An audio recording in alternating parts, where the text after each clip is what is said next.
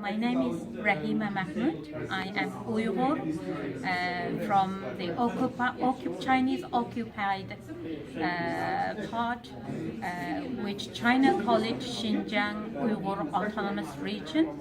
I call it East Turkestan.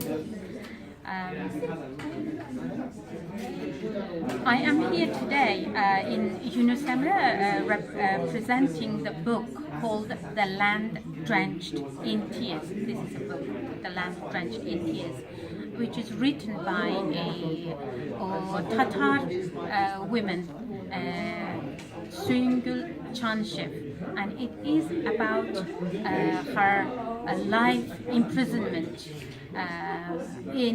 during the most terrible period of the Chinese history, which is the Cultural Revolution. I decided to translate this book. The reason is because there are very, very few historical books that is available in English in the West. And since coming to the UK, one thing I struggled was to make people understand who I am, where I come from. Because when I tell people I am Uyghur, I am from East Turkestan, not many people really know who are Uyghurs and where is the East Turkestan. So the reason for me to translate, because my job as a singer myself, I have my own music band. The aim or the goal of the Uyghur band is also to promote the Uyghur culture, the identity, and the struggle of the Uyghurs under the Chinese occupation, under the current very brutal regime. So this book,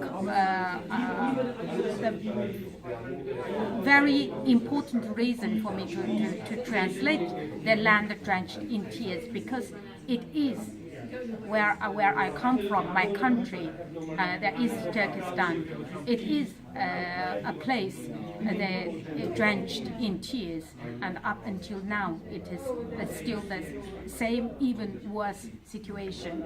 In this book, through author's own life story, from a young university student in medical university, imprisoned, then put under surveillance until she left my country in 1980, and she is now living in Australia.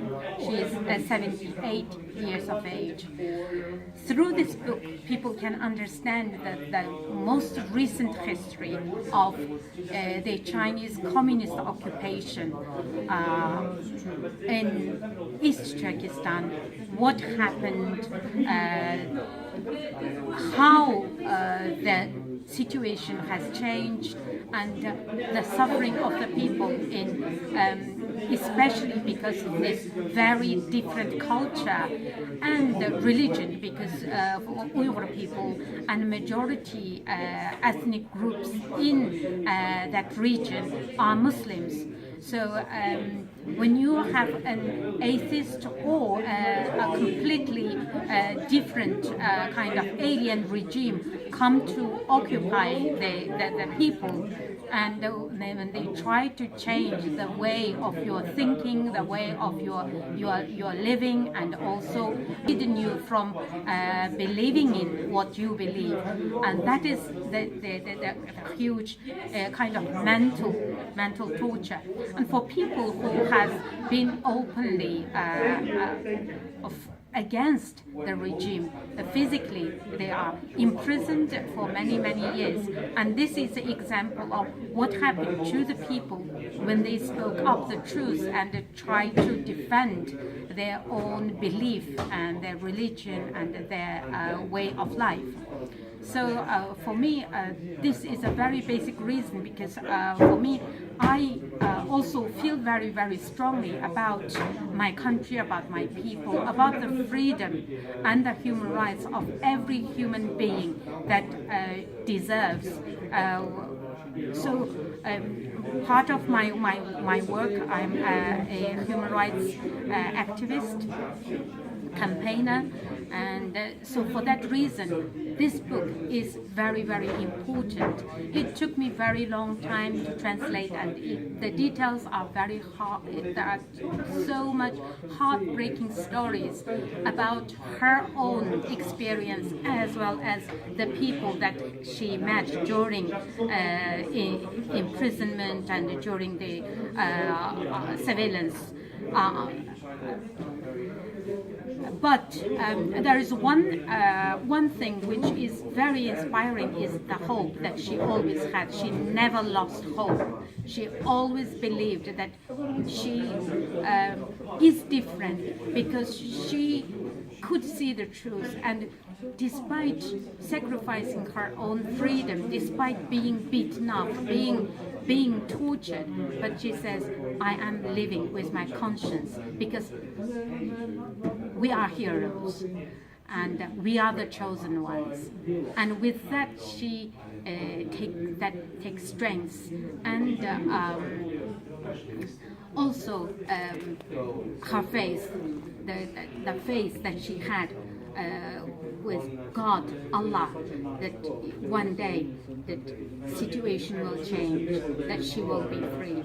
So I personally also have that mentality that keep me going, even though now we have over 1 million Uyghurs locked up, incarcerated in the concentration camps in 21st century.